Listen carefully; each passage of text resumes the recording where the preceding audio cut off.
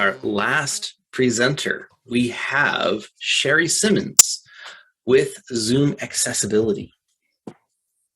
Sherrie Simmonds has been a Toastmaster since 1989 and has twice earned her DTM. She is currently a member of 5 clubs, including Nerdmasters. When COVID hit, Sherrie dived into learning about Zoom and teaching others. However, she didn't know much about accessibility until she began researching this project.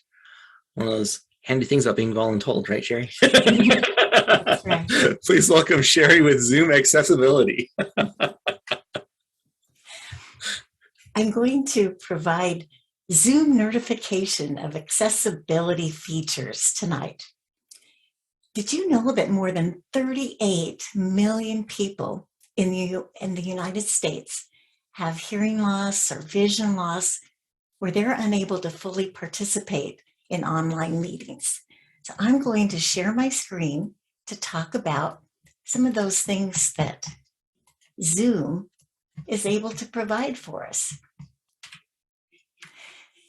Zoom actually is one of the best companies for providing accessibility. They make that really a priority and want everyone to have the same abilities as anyone else.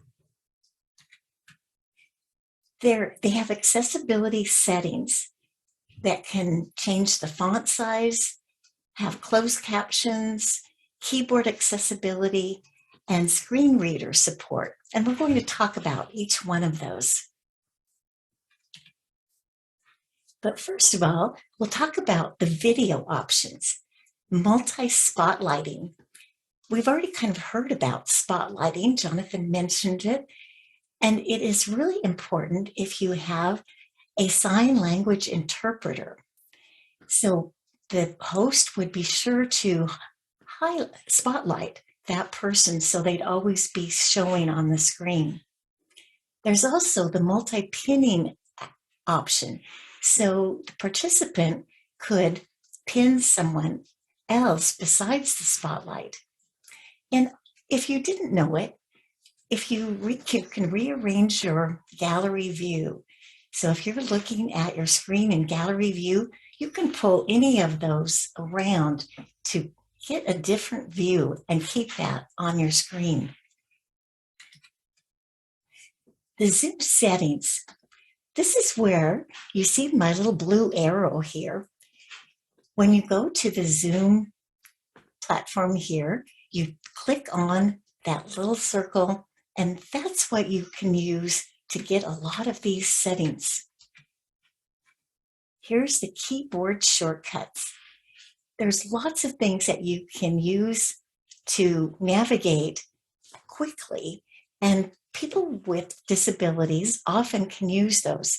These are the same controls that you would often use in Windows or in other settings. And you go down through these and click to make sure that they're turned on. So this is one of the places where you make sure you go in and decide which ones of these shortcuts that you want to have available to you. I know one of the shortcuts that I use often is Alt-A. Couldn't say that. That's what turns on and off your video, your your audio. So if you want to mute yourself or unmute yourself quickly, you can just use the Alt-A. There's also Zoom accessibility features. So the hotkeys and the keyboard shortcuts, you can go to the Zoom Help Center and they can find those for you. You can print them out. And so do a search on Zoom, hotkeys and keyboard shortcuts. One of the accessibility options is to be able to have your closed caption. So you go to accessibility, and these are the things that will pop up. The closed caption, you can change the size of it. This is where it will show you how large that's going to show. You can also change the display of your chat. Did you know that? Right here, you can go and instead of 100%, you can increase the size of that. If you're at the Zoom master, the host for the meeting, you want to be sure that you turn on the closed captioning. That is found in the meeting advanced settings. Closed captioning allow the host to type closed captions or assign a participant or a third-party service to add closed captions. You want to be sure that's turned on, and also save captions. That allows participants to save fully closed captions or transcripts. In the closed captions, a little bit of continuing here, there are 3 different ways that they can use the captions: the live transcription, the manual captions, and the third-party captioning. And all of these require some help to do them. So the first one, the host can enable live transcripts. So be sure to turn that on in case someone wants to have their transcripts showing. There's also use a third-party caption, a third-party service, and then the host can assign someone to type the captions as you go along. Now, if you're going to have a contest, Toastmasters requires that you provide a sound if someone needs that. If they're not able to see the timer, then you need to have a way to signal them. And you need to work that out. So they can have a buzzer, a bell, or someone announcing, say, the 5, 6, and 7 minutes. And I would practice that a little bit ahead of time just to make sure. Sometimes the buzzers and bells don't work that well on Zoom, but the person might want to have that instead of having someone announce. So you just want to make sure that you work that out ahead of time and see that it works. You also want to have the timing backgrounds to show the letters. The G, the Y, and the R will help someone if they're colorblind and not able to distinguish between those 3. So want to make sure that the timer has those downloaded. And I have, like, one of my clubs, Anchor Club, has the downloads in the public download section.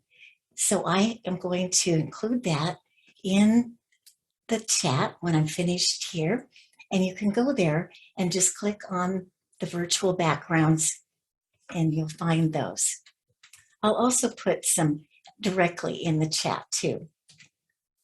So some other suggestions if you are the host.